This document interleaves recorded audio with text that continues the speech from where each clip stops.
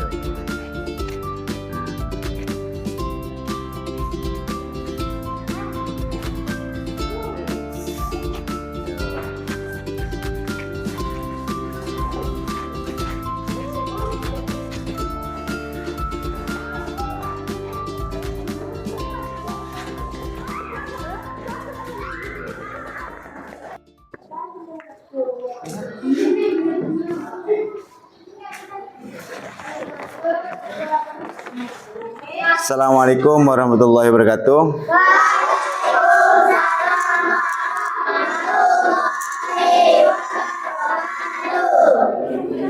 Apa kabar semuanya anak-anak?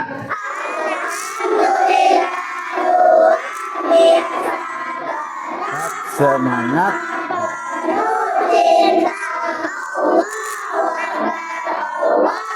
Akbar.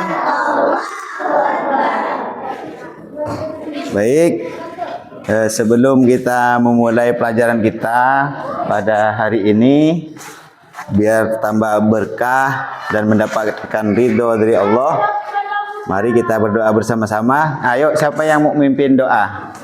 Ayo, maju dulu sini, pimpin doa. Ajak teman-temannya. Doa dimulai.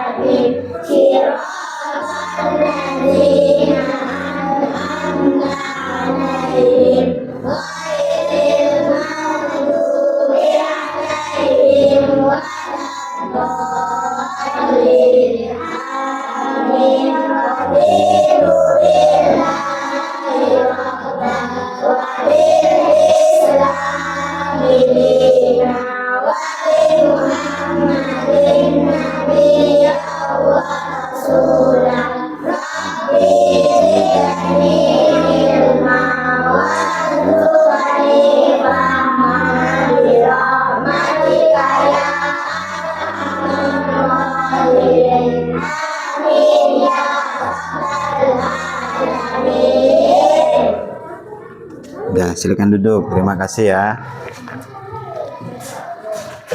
Selanjutnya, Bapak mau ngecek siapa yang tidak hadir pada hari ini. Yang tidak masuk. Ada yang tidak masuk? Masuk semua? Masuk semua? Alhamdulillah. Berarti tidak ada yang absen ya. Nah, sekalian mau ngecek apa bajunya sudah rapi semua. Udah masuk dalam semua. Ini. Terus sebelum kita masuk ke materi, ayo biar lebih semangat belajarnya. Tepuk semangat.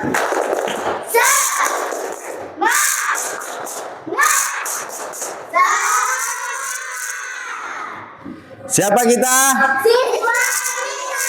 NKRI Pancasila. Oke. Masih ingat tentang materi sebelumnya? Tentang apa? Tentang apa? Zakat, infak, dan Alhamdulillah. Nah, kemarin kan kita sudah belajar tentang zakat, infak, dan sedekah. Sekarang kita masuk di pelajaran baru dengan tema ibadah kurban. Tentang kurban, nah Bapak mau tanya, gambar apa kira-kira?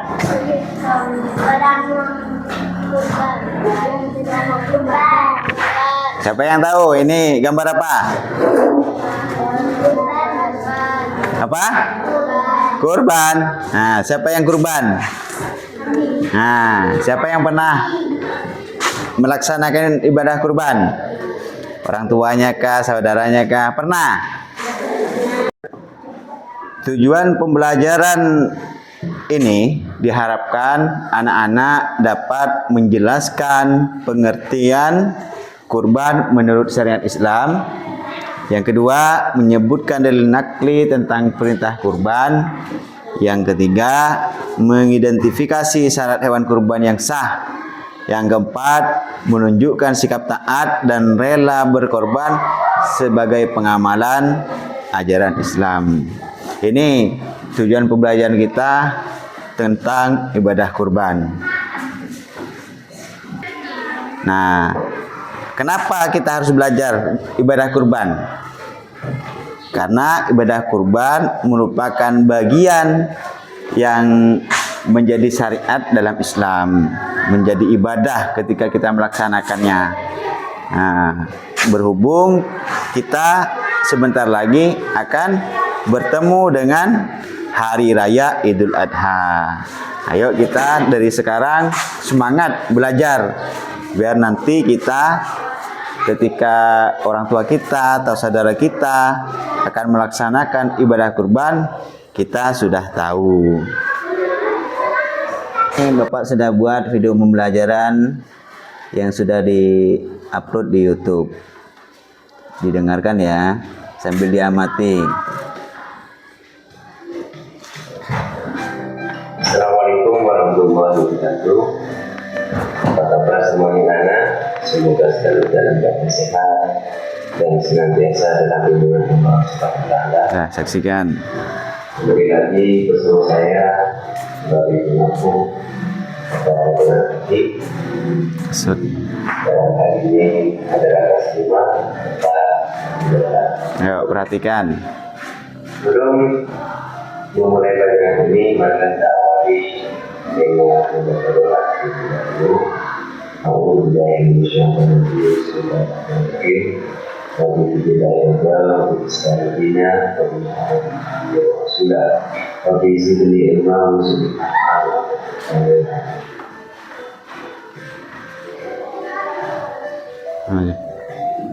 Adapun tujuan dari pembelajaran ini diharapkan anak-anak dapat menjelaskan kurban Islam, dapat menunjukkan dari kurban, dapat mengidentifikasi syarat kurban yang sah, dapat menunjukkan sikap taat yang rela berkorban.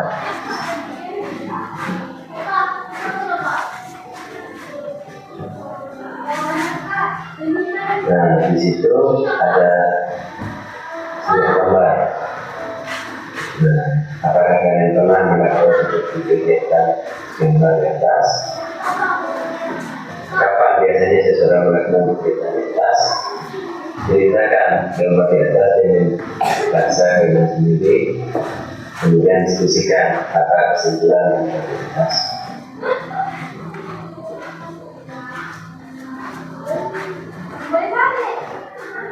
Syariat untuk berkurban merupakan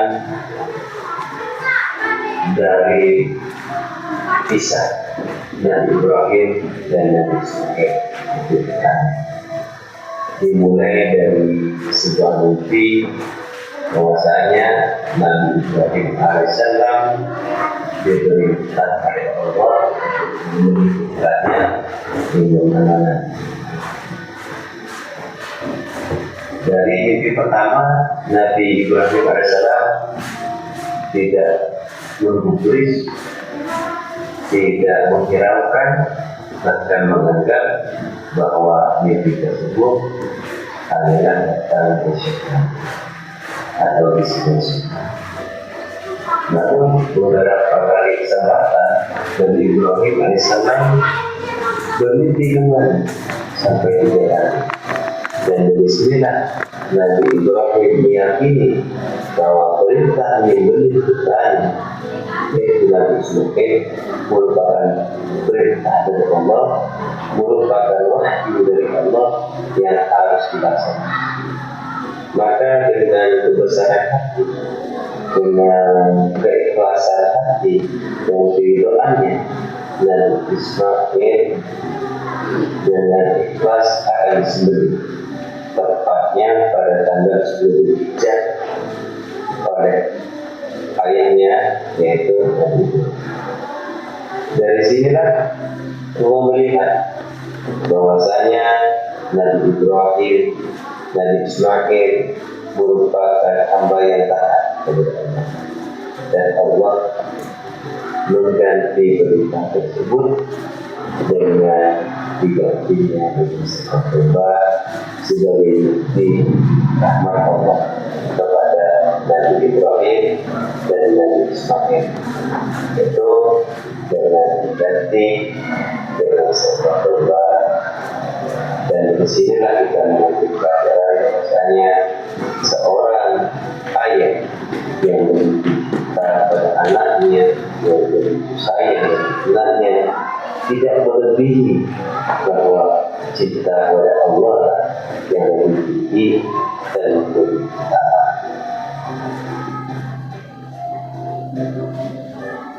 Selanjutnya, pengertian kurban. Kurban berasal dari bahasa Arab kurba, yaitu kurban, dan menurut bahasa artinya dekat atau mendekatkan diri.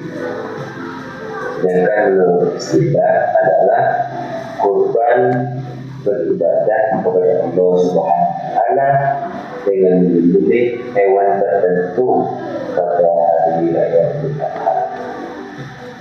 Dan hukum asal dari kurban adalah sunnah muakkad, artinya sunnah yang sangat dianjurkan. Dan hukum kurban bisa menjadi wajib ketika seseorang salah satunya mempunyai nadar atau punya keinginan ketika contoh nanti ketika saya punya 2 ekor sapi, maka satunya akan dikurbankan. Nah, ketika sudah tercapai, sudah mempunyai atau memiliki ekor sapi, maka wajib hukumnya melaksanakan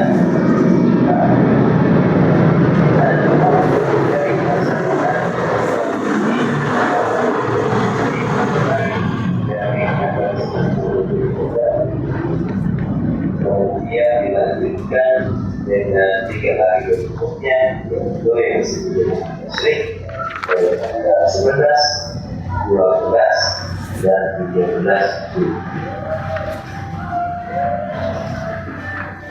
Adapun dasar hukum atau dalil menurutkan, yaitu surah Al-Rawdah ayat 2 yang ini, Wasalli rabbika yang artinya. Baik, kita sekarang masuk dalam materi. Sedikit Bapak akan menjelaskan tentang sejarah tentang ibadah kurban. Sejarah ibadah kurban ini berawal dari Nabi Ibrahim alaihissalam yang oleh Allah diperintahkan untuk menyembelih putranya, yaitu Nabi Ismail, untuk disembelih melalui mimpi. Dan mimpi ini datangnya berkali-kali. Bahkan Nabi Ibrahim sempat berpikir bahwasanya mimpi ini datangnya dari setan, bisikan setan. Namun ketiga kalinya Nabi Ibrahim meyakini bahwa mimpi ini merupakan wahyu dari Allah, perintah dari Allah untuk menyembelih putranya, yaitu Nabi Ismail. Nah, karena Nabi Ibrahim meyakini bahwa ini merupakan perintah, maka dengan penuh keridhaan meminta kepada putranya untuk disembelih. Dan taatnya Nabi Ismail kepada ayahandanya yaitu Nabi Ibrahim dan dikuatkan dengan keteguhan dari Nabi Ibrahim, maka terjadilah pada tanggal 10 Dzulhijjah hendak menyembelih Nabi Ismail. Oleh Allah diganti dengan seekor domba. Dari sinilah berawal anjuran untuk melaksanakan ibadah kurban. Pengertian kurban. Kurban berasal dari bahasa Arab, yaitu kuruba yakrubu kurbanan. Dan menurut bahasa Indonesia artinya dekat atau mendekatkan diri. Sedangkan menurut istilah, kurban adalah menyembelih hewan tertentu pada hari Idul Adha dengan niat, dengan tujuan untuk mencari keridhaan Allah. Nah, selanjutnya hukum dari ibadah kurban adalah sunnah muakkad, artinya sunnah yang sangat dianjurkan. Dan kemudian waktu dari pelaksanaan ibadah kurban yaitu pada tanggal 10 Dzulhijjah dan dilanjutkan pada hari tasyrik yaitu dari tanggal 11, 12 dan 13 Dzulhijjah.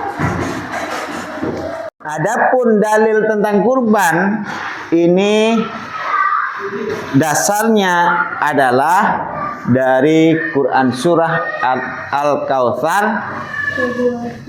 ayat 2 yang berbunyi fasholli lirabbika wanhar, yang artinya maka laksanakanlah sholat karena Tuhanmu dan berkurbanlah. Ini merupakan dalil tentang kurban yang ada di dalam Al-Quran. Dan kemudian hadis Rasulullah yang berbunyi an Abi Hurairah qala Rasulullah sallallahu alaihi wasallam man wajada sa'atan falam yuduh fala yakrabanna musallana, rawahu Ahmad, yang artinya dari Abu Hurairah ia berkata Rasulullah sallallahu alaihi wasallam bersabda, barang siapa yang mempunyai kemampuan untuk berkurban tetapi tidak mau melaksanakannya, maka janganlah ia dekat ke tempat sholat kami. Hadis riwayat Ahmad. Ini hadis Rasulullah yang menganjurkan kita untuk melaksanakan ibadah kurban. Kemudian syarat hewan kurban. Nah, jenis hewan kurban ini tentunya hewan yang halal, nggak boleh hewan yang di dalam Islam dilarang. Tentunya hewan yang halal. Seperti apa? Kambing, domba, sapi, unta. Ini adalah binatang atau hewan yang diperbolehkan untuk berkurban. Ini ngapa nih? Kok ngantuk kayaknya? Terus umur hewan kurban. Kambing minimal itu umur 1 tahun atau lebih. Sapi minimal umur 2 tahun atau lebih.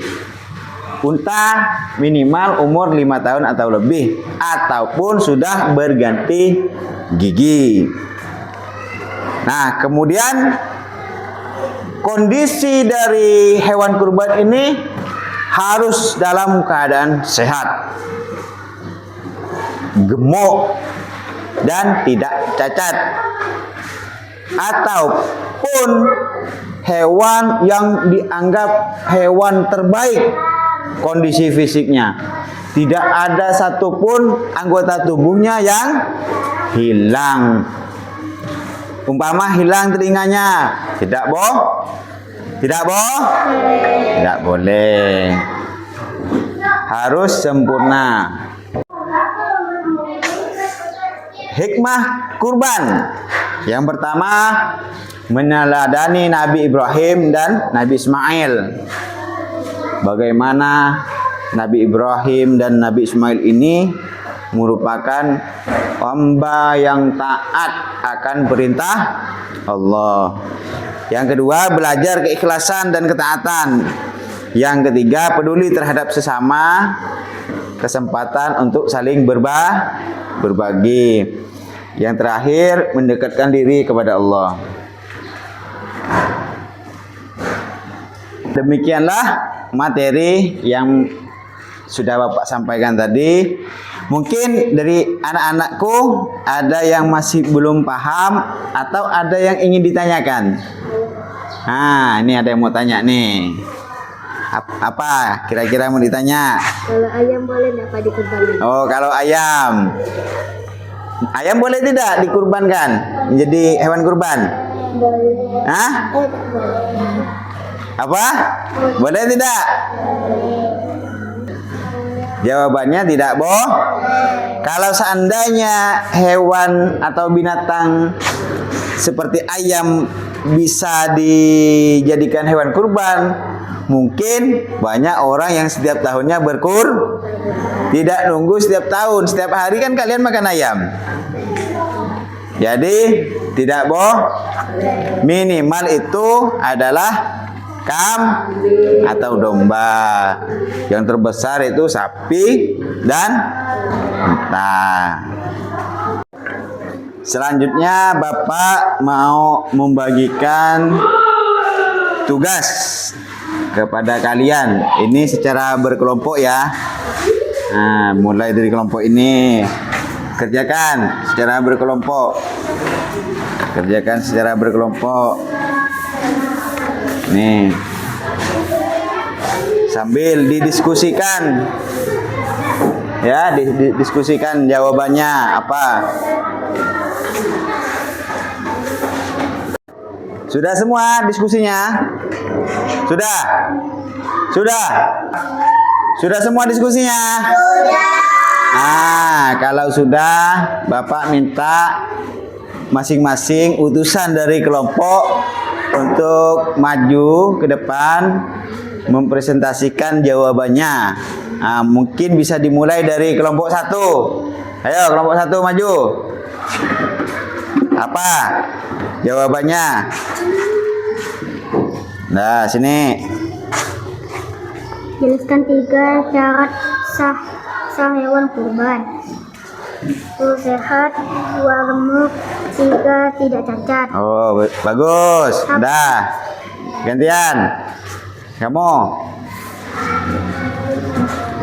Kelompok 3. Apa hikmah dari berkurban bagi umat Islam? Mendekatkan diri kepada Allah dan peduli pada sesama. Iya. Oke, terima kasih. Baik, sebelum Bapak tutup materi tentang kurban, Bapak mau tahu nih tingkat kepahaman kalian. Apakah pelajaran hari ini kalian bisa menyimpulkan tentang ibadah kurban? Bapak minta siapa yang mau maju? Nah, kamu, ayo maju sini. Ayo.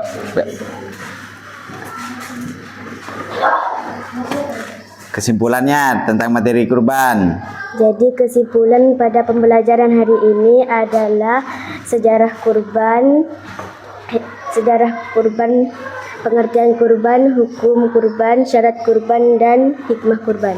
Nah, contohnya hikmah dari kurban ini seperti apa? Mendekatkan diri kepada Allah dan peduli terhadap sesama. Iya, pintar. Benar nih. Ini salah satu dari kesimpulan perwakilan dari siswa. Mudah-mudahan apa yang kita pelajari pada hari ini senantiasa mendapatkan berkah dari Allah dan ridho dari Allah. Oke, duduk kembali. Terima kasih ya. Baik, setelah kesimpulan perwakilan dari kawan-kawan tadi yang sudah maju ke depan, mungkin materi kita tentang ibadah kurban kita cukupkan pada hari ini ya. Nah, tapi sebelum menyelesaikan materi kurban ini, Bapak harap kalian semuanya kembali belajar di rumah, dibaca kembali ya. Nah, terus nanti kita persiapan belajar untuk materi yang berikutnya.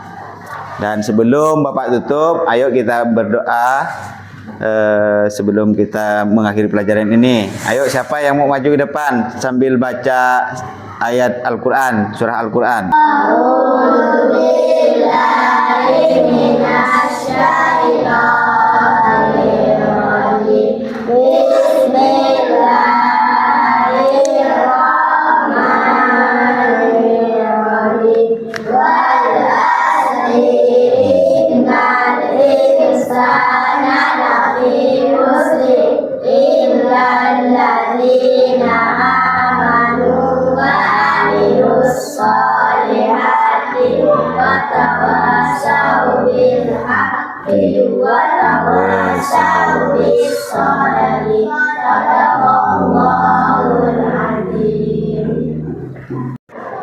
Ayo sama-sama kita akhiri pelajaran ini dengan membaca hamdalah. Alhamdulillahirabbil alamin. Demikian penyampaian materi Bapak pada hari ini. Semoga senantiasa mendapatkan ridho dan berkah dari Allah Subhanahu wa taala dan menjadi ilmu yang bermanfaat. Amin. Amin ya rabbal alamin. Akhiran hadanallahu wa iyyakum ajma'in wallahul muwaffiq ila thoriq. Assalamualaikum warahmatullahi wabarakatuh. Waalaikumsalam.